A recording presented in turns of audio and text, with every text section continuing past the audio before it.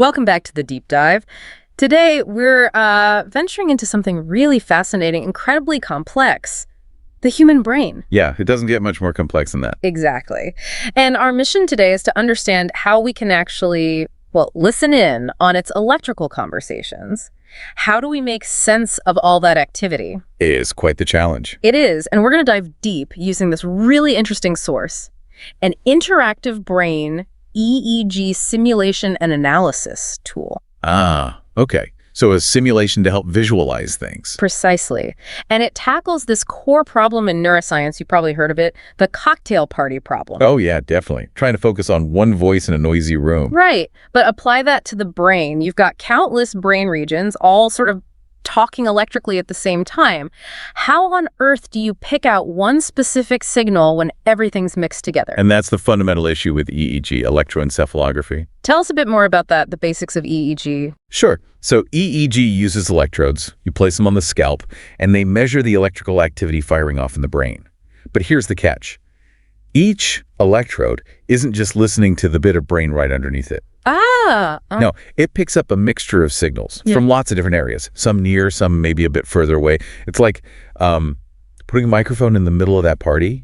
You hear the loudest person nearby, sure, but also the general buzz from everywhere else. That makes sense. It's all blended together. Exactly. It's a real hurdle for studying brain dynamics accurately. And this is where this interactive tool comes in, right? It really helps you grapple with that complexity. It's not just theory. You can actually see it, interact with it. Yeah, hands-on is often the best way to understand these things. It gives you this kind of shortcut, maybe, to understanding the techniques scientists use to untangle these signals without needing, a PhD first. Right. It demystifies it a bit. So let's talk about what you can actually see in the simulation. It starts with brainwaves, doesn't it?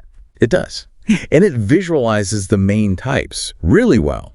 The different rhythms. 5 main ones, delta, theta. Yep. Delta, that's the really slow one, like 1 to 4 hertz.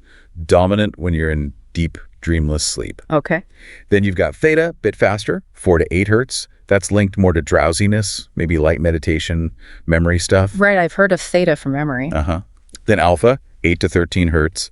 That's the classic relaxed but awake state, often strongest when your eyes are closed, just chilling out. The relaxed state. Pretty much.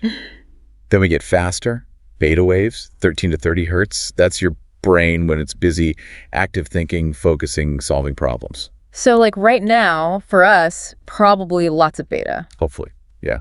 And then even faster is gamma, anything from 30 up to maybe 100 hertz.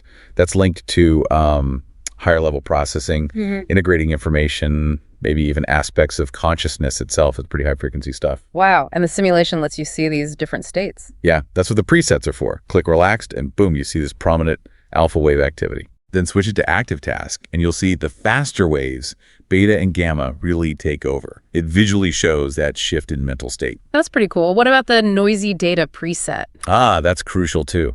Because real-world EEG is always noisy. You get electrical interference from lights, computers, even just muscle tension. So that preset adds in some of that noise, showing you how easily the actual brain signals can get, kind of buried. Makes it harder to see what's really going on. Exactly. Oh, and there's a complex mix too, just to show a really busy brain state. And you can also set things up yourself, the manual mode. Yes.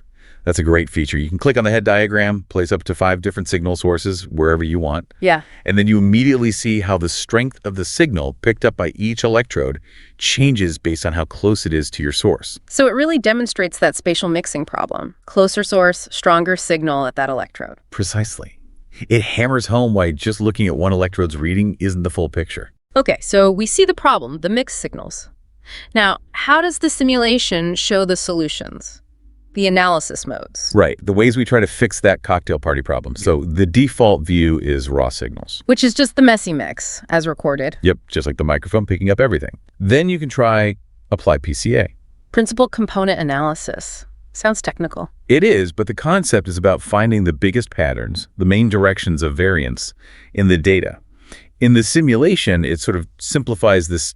It visually orders the channels based on their signal power, from highest to lowest. So it helps you see which signals are most dominant in that mix? Kind of, yeah.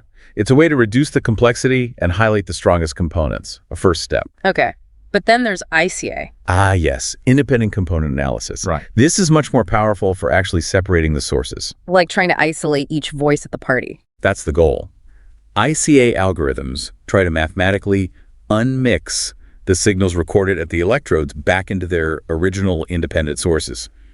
The simulation shows an idealized version of this. You apply ICA, and you can hover over one of the separated waveforms, and you'll see the spot on the brain diagram where that signal likely originated glow. Oh, wow. So it visually links the separated signal back to its source. Yeah, it's a really neat demonstration of what source separation tries to achieve, unmixing the mess. That really clarifies things. Are there other controls in there? A few useful ones, yeah. You can crank up the noise level to make the challenge harder, simulate different recording conditions. Makes sense. You can change the speed, the time scale, so you can see the waves unfold faster or slower. Okay. And there's even audio sonification. What's that? It turns the electrical signals into sound. So you can literally hear the rhythm of the brainwaves changing.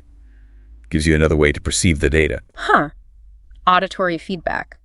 Interesting. So, stepping back a bit, exploring this simulation, what's the real takeaway for you listening? It seems like it's more than just learning about a tool. It's getting a real tangible feel for EEG analysis. I think so. Understanding the problems, like the signal mixing, and then seeing, conceptually at least, how techniques like PCA and ICA work to solve them. Yeah, it provides a clarity that's often hard to get just from reading descriptions. It makes these quite abstract concepts much more concrete. So it's like a fast track to getting the core ideas without getting bogged down in heavy math right away. Exactly. It builds that foundational intuition. Okay, so let's recap the journey. We started with this idea of the brain's electrical activity being like a noisy room, a cocktail party. All the signals mixed together at the scalp electrodes. Then we saw how this simulation lets you play with those signals, see different brain states like relaxed or active. And how analysis methods like PCA start to organize the chaos. And ICA, conceptually, tries to separate those individual voices or sources. Right. And understanding these methods isn't just academic.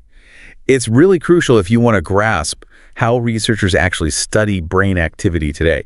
It connects directly to all the exciting stuff happening in neurotechnology, brain-computer interfaces, how we're learning to interpret and even interact with brain signals. So thinking about the future, the source material mentions some potential next steps for simulations like this. Where could this go? Oh yeah, some really interesting directions. They talked about integrating more advanced algorithms. Like? Things like FASTICA or Infomax.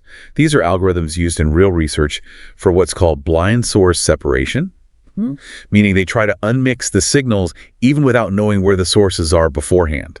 That's a big step closer to real analysis. Wow. Okay, so truly separating the signals without hints. Pretty much. And then there's the physical modeling aspect. Making the head model more realistic. Exactly. Using actual 3D MRI scans to build the head geometry.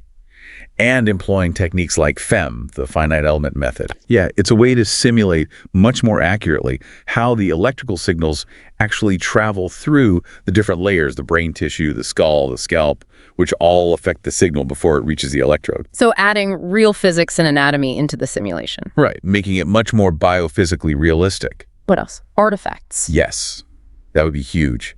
Adding the ability to simulate common artifacts. Things that aren't brain signals but get picked up anyway. Precisely. Like eye blinks, you see those as big EOG signals.